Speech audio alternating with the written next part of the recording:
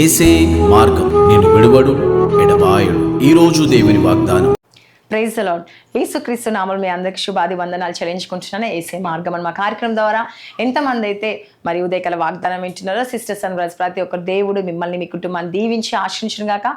మీ కుటుంబం పరిస్థితులు మార్చాలని, మీ జీవితంలో దేవుడు అనేక మేలులతో నింపాలని మనసారా కోరుకుంటూ మరి ప్రతి ఒక్కరిని మరి దేవుడు దీవించాలని మనసారా కోరుకుంటూ ప్రార్థించుకుందామా. స్తోత్రం. పరిశుద్ర వాగ్దానం ద్వారా మీరు మాట్లాడి బలపరచమని యేసు నామంలో అడుగుచున్నాను తండ్రి. ఆమెన్. హల్లెలూయా.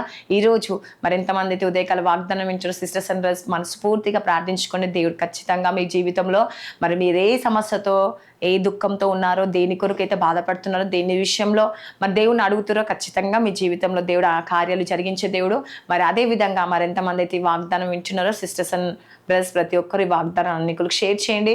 వారి జీవితంలో, వారి కుటుంబంలో, మీ బంధువులు కావచ్చు, మీ స్నేహితులు కావచ్చు, ప్రతి ఒక్కరు కుటుంబ పరిస్థితులు దేవుడు మార్చిపోతున్న వారి స్థితిని గతిని మార్చే దేవుడు. కాబట్టి మన సహాయం చేసే సహాయం మనం చేయలేమేమో, కానీ ప్రార్థన సహాయం మనం చేయగలుగుతాం. కాబట్టి ఈ వాక్యం వరకు షేర్ చేసి వారి కొరకు ప్రార్థించినప్పుడు వారి జీవితంలో, మీ జీవితంలో దేవుడు అద్భుతాన్ని జరిగించే దేవుడు. కాబట్టి వాక్యం చూసుకుందామా. ఈరోజు నిర్గమకాండము 3వ అధ్యాయం 14వ వచనంలో దేవుడు సెలవిస్తున్నాడు, నేను ఉన్నవాడను అనువాడనై ఉన్నాను అని మోషేతో చెప్పాను. హల్లెలూయా. చూడండి, మరి దేవుడు మరి మోషే అనేక శ్రమలు వచ్చినప్పుడు, దేవా మరి ప్రజలు చాలామంది అడుగుతూ ఉంటారు ఏమని, నేనేం చెప్పాలి అని మోషే దేవుణ్ణి అడిగినప్పుడు ఇజ్రాయెల్ ప్రజలకి చెప్పమని చెప్తాడు. నేను ఉన్నవాడను అనువాడనే ఉన్నాను అని చెప్పి మోషేతో చెప్పమని చెప్తాడండి. హల్లెలూయా. ఈరోజు మీరు కూడా అనుకుంటుండొచ్చు ఏమని, ప్రార్థన చేస్తూ నీ కుటుంబ పరిస్థితి చూసి, నీ కుటుంబ బాధ చూసి, నీ కుటుంబంలో ఉన్న వేదనలు చూసి, అనేక సమస్యలు చూసి మీరు అనుకుంటుండొచ్చు ఏమని,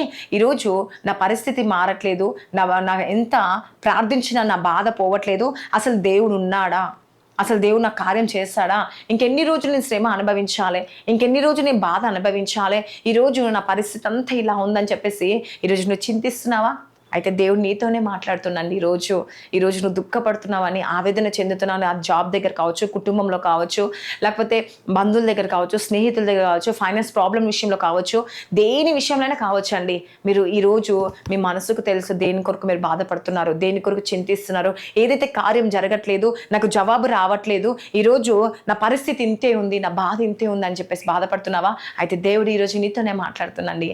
ఏమని, నేను ఉన్నవాడను అనువాడనై ఉన్నాను. ఎందుకు బాధపడుతున్నావు, ఎందుకు దుఃఖపడుతున్నావు, నీకు నేను తోడుగా లేనా అని చెప్పేసి దేవుడు సెలవిస్తూ ఉన్నాడండి.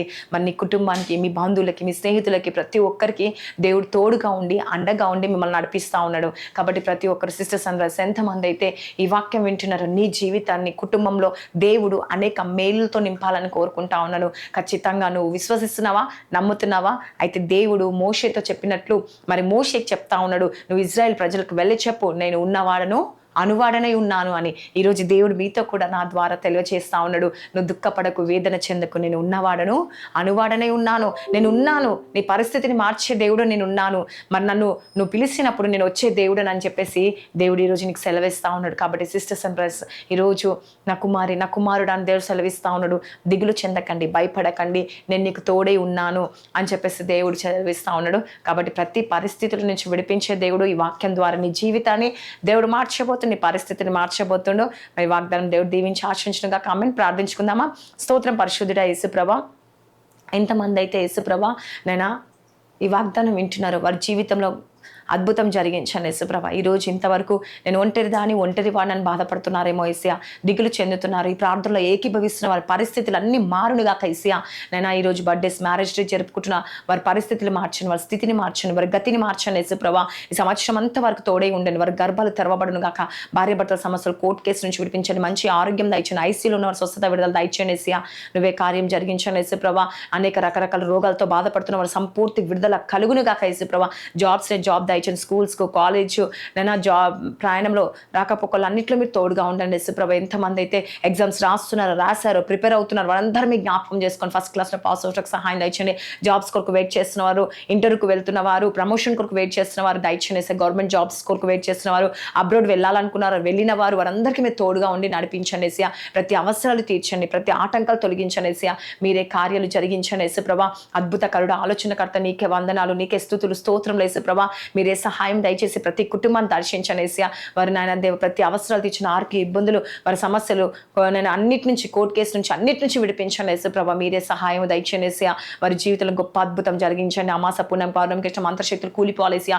ఎవరి కుటుంబంలో కార్యాలు జరగట్లేవని బాధపడుతున్నారో ఇప్పుడే ఈ క్షణం వారి కుటుంబంలో కార్యాలు జరుగునుగా కైసియా. రిహజ్ బారిషిక హజ్జలౌరి కన్నేసియా. నెమహెత్తలౌరి ఖబారషిక హజ్జలౌరి కన్నేసియా. మొహొత్త రిహిస్ బిషిక హజ్జలౌరి కన్నేసియా. మీరే కార్యాలు జరిగించి అద్భుతం ఆచరణ మేలు జరిగించమని నజరేయుడైన యేసుక్రీస్తు నామంలో అడుగుచున్నాను తండ్రి. ఆమేన్. God bless you. Praise the lord.